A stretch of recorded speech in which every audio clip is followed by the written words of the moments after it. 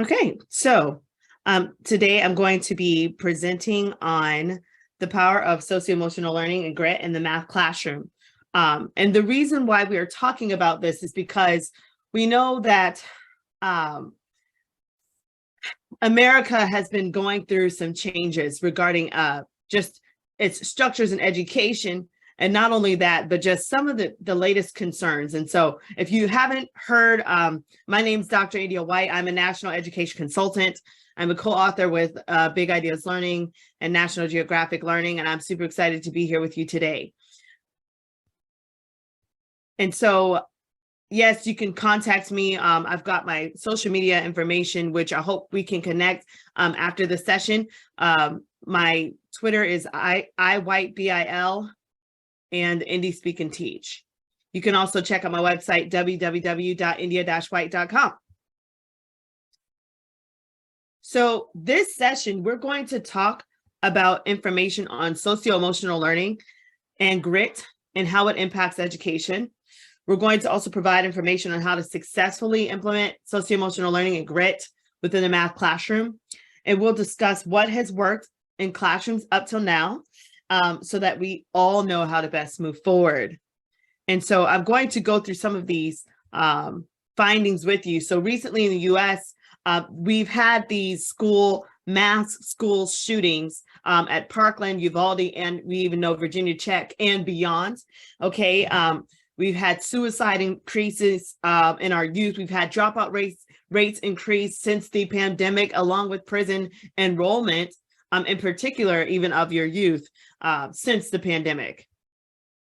This actually came from one of the articles, I want to say last year, and it talked about how the US has seen more than 200 mass school shootings in the year 2022, and not a single week has gone by since we've had a school shooting or a mass shooting, and there has been an average of 4 mass shootings a week. Again, there's been an average of 4 mass shootings a week. I know this is very heavy information, but I want to kind of go over this with you. And it talked about here, dropout rates have also, unfortunately, been in the number of increases, and we've had an average of 2 million dropouts for students from the ages of 16 to 24. Again, 2 million dropouts.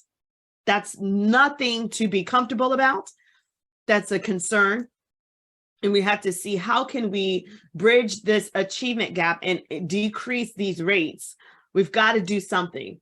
And so with that said, continuing to move on, we wanted to look into the school environment to see, okay, why are students dropping out? Why are we having mass shootings? What's going on? What are students telling us? Well, students were telling us that when it came down to their school environment, feeling safe, feeling like they belonged, that there was cyberbullying, and that also, because they're dealing with so much, now the verbal abuse has increased towards teachers. It's doubled since the year 2010.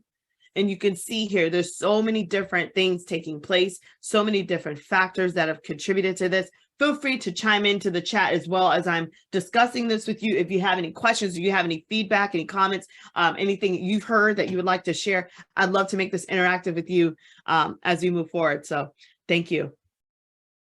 Further, bullying. We talked a little bit about cyberbullying, but now let's talk about the actual bullying, face-to-face bullying for students.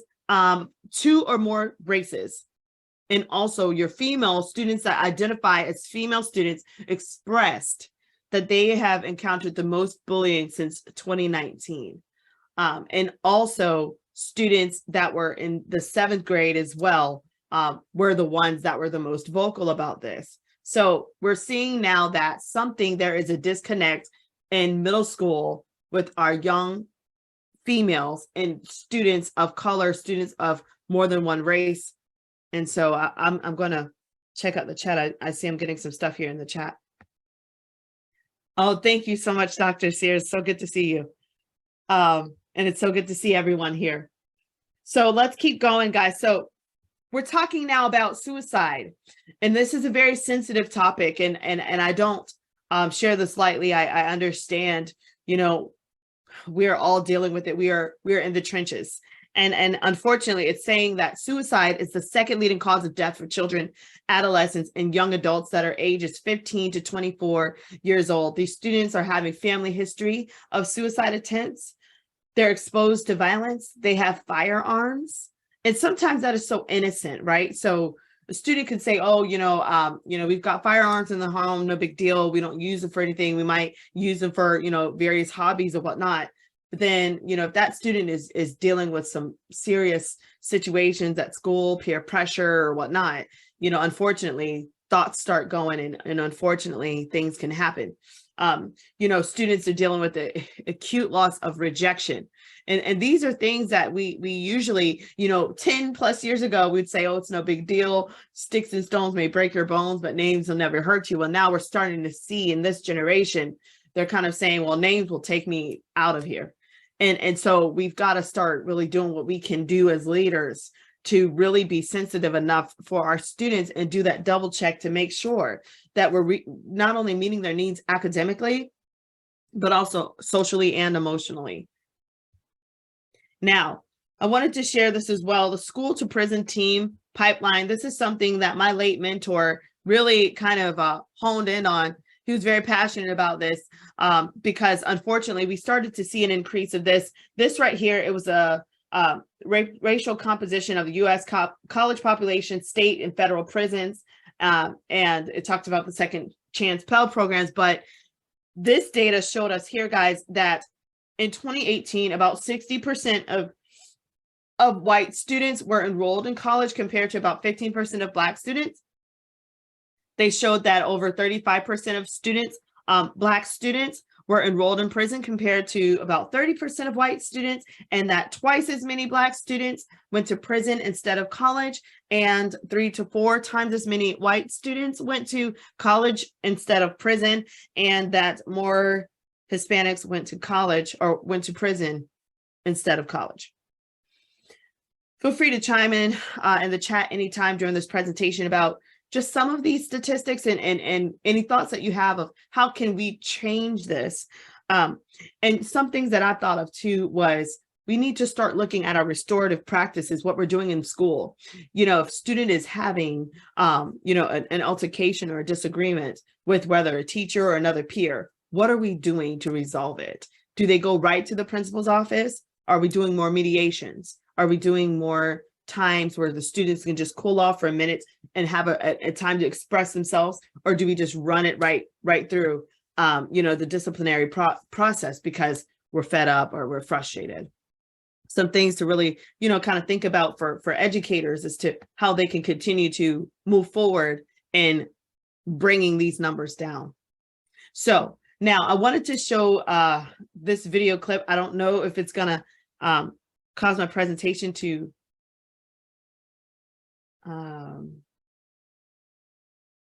let's see if we can see this here. I appreciate your patience. So this is a clip of a 10-year-old boy that was arrested. I don't know. Can you guys hear that? If you can't hear it, I'm going to show you closed captions.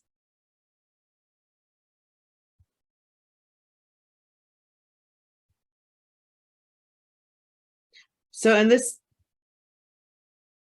is they're arresting this boy. He was a 10-year-old boy from Florida. He was charged with threatening the mass shooting in his elementary school. And so they investigated it. And so here you'll see that this is a deputy that is talking, or sheriff. And so he's talking with the news anchor now, and he's telling them about the seriousness of this. But the thing that I want us to kind of keep in mind is this is a child, and he's only 10. And can you imagine what's going on here? This child is 10 years old being escorted out in handcuffs into the back of a sheriff's police car. And so to me, this is very concerning. And when they looked into this case, actually, and they said, was it a fake threat? Was it real or whatnot? the student said to the kids, get ready, basically get ready. He's going to shoot up the school. And long story short, they told them whether it was fake or not, it was a real, they took it seriously, and that they weren't going to allow this child to think that he can get away with that. And that not only would they arrest this 10-year-old child, they would continue to arrest any other students or anyone that would make threats on a school like this. So this makes me think, this is what happens when bullying gets out of control, because they did go back in this case and they did look to see this child here. They did look to see who, why did he do this? And he did talk about being bullied. It's unfortunate, but this is what's happening. So feel free to comment or feel free to comment on this clip and your thoughts on what we can do to kind of change the trajectory of what's taking place here in our schools. And thank you, all of you guys for chiming in about what I need to do with the video. So the question, what can we do as educators to make a difference in the classroom so that these kind of situations can continue to dissolve?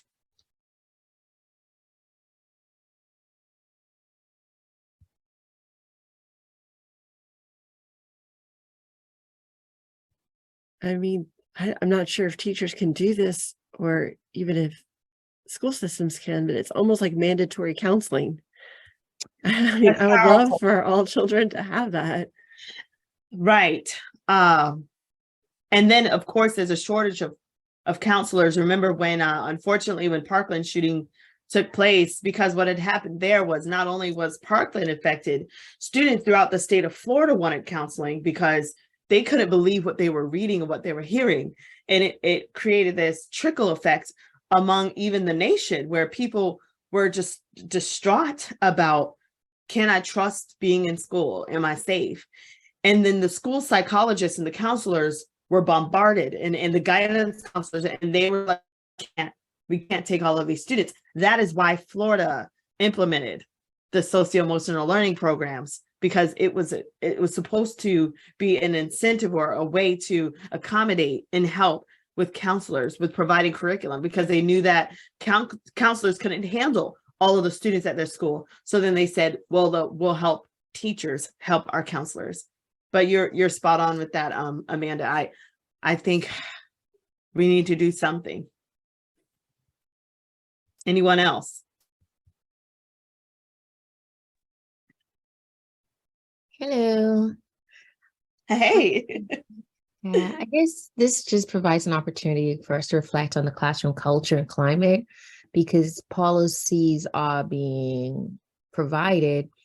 It can impact how teachers feel they could respond, and also what is the correct response. So there are so many other factors that could contribute to the didactical discourse and also the nature of the response provided.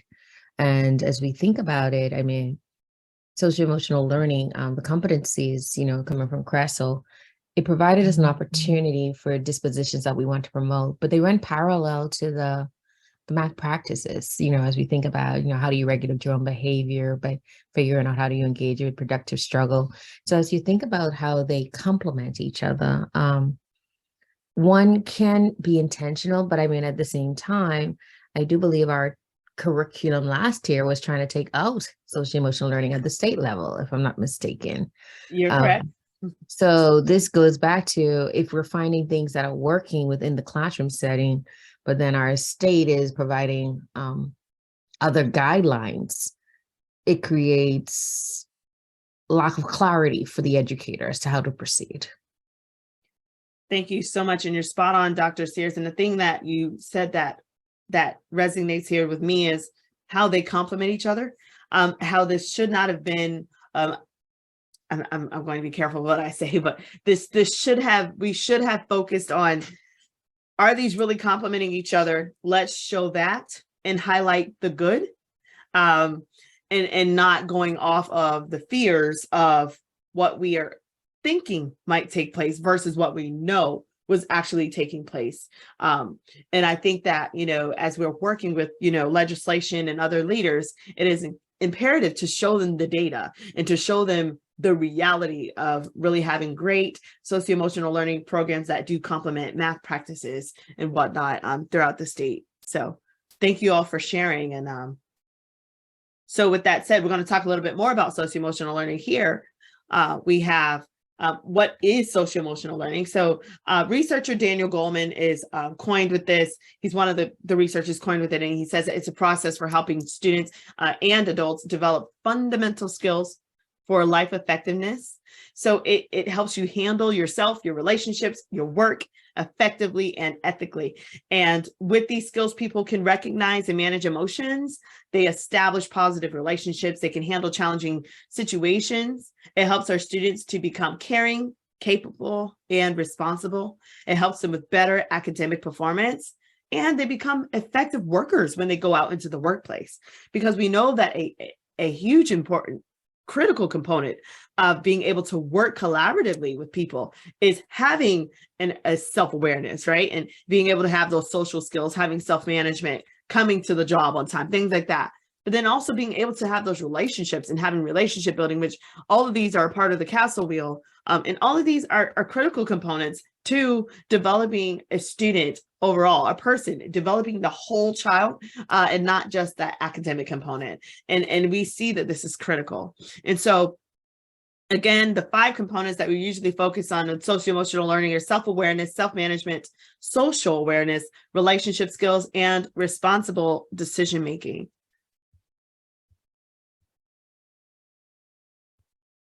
So I wanted to share with you guys some facts about socio-emotional learning and what people found as they did research. So in 2017, a meta-analysis was conducted of 82 school-based socio-emotional learning programs within the nation.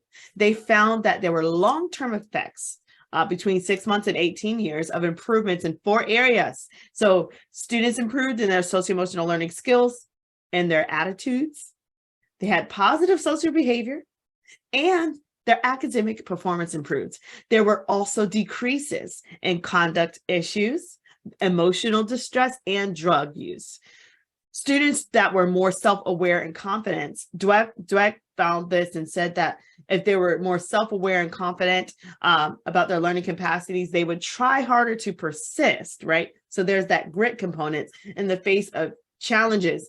And so this is really neat too, because when you do couple socio-emotional learning into the learning environment, that helps them with the growth mindset, because they're starting to think about, how am I coming across here to my peers? How am I coming across in the work that I'm doing? Am I really giving my best? And these are not dangerous questions. This is not dangerous. This is what children really need. So long story short, I'm going to kind of talk a little bit about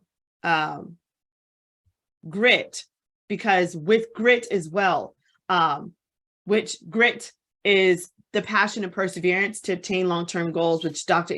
Angela Duckworth did talk about.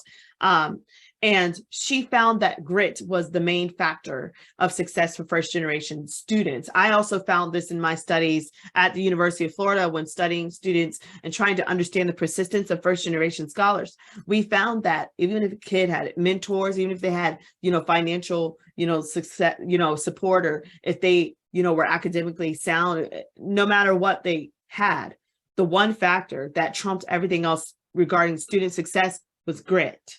And so with grit, students can thrive. And so grit supports learners during their moments of discouragement and their friends when they're trying to quit school. It helps, it really accommodates all of the other factors that help students with success. So to incorporate grit, you can use instructional delivery through different platforms like Kagan or a digital learning platform. You can use music and embed it through culture with math and get those kids going and inspired and motivated. And then, you can challenge them as they're working. And you can use moments of metacognition as well to embrace students in their vulnerable state and then motivate them to persist beyond the productive struggle. Other things, and I know my time is leaving me, you can goal set You can provide win-win situations for the students and always setting high expectations like Dr. Seda talks about in her ICU care framework. So these are some tips here that you can do to incorporate socio-emotional learning and grit in the classroom. And so I say that, you know, when these are done with fidelity, you will begin to see those results. And so I had some examples, and I think some questions I'll leave you with is, in what cases have you been effective at impacting grit levels of students in your class? And then, of course, think about those moments of success that you've had with grit and socio-emotional learning. What really worked for you, and how can we continue to help people? So in conclusion, let's continue to do what's right for our babies because they are counting on you. Thanks so much for letting me share. And here's my information again. And yes, Amanda, you're right about Dr. Duckworth. She did her talk on grit. I also did a TED talk as well, The Power of Grit, where I coined Dr. Duckworth and talked about hers. So thanks so much, guys. You could check out Dr. Duckworth's talk. And then, of course, my little talk after hers. Thank you so much for having me. And thanks, Flo. Thanks for letting me share. And I will now stop. Thank you so much, Dr. White. We appreciate your presentation. This was very timely, you know, with everything we're going through. So I really appreciate you taking the time to share. If there's any questions, please feel free to unmute and ask. And you may also type in the chat, but we do appreciate your presentation. Thank you. Thank you.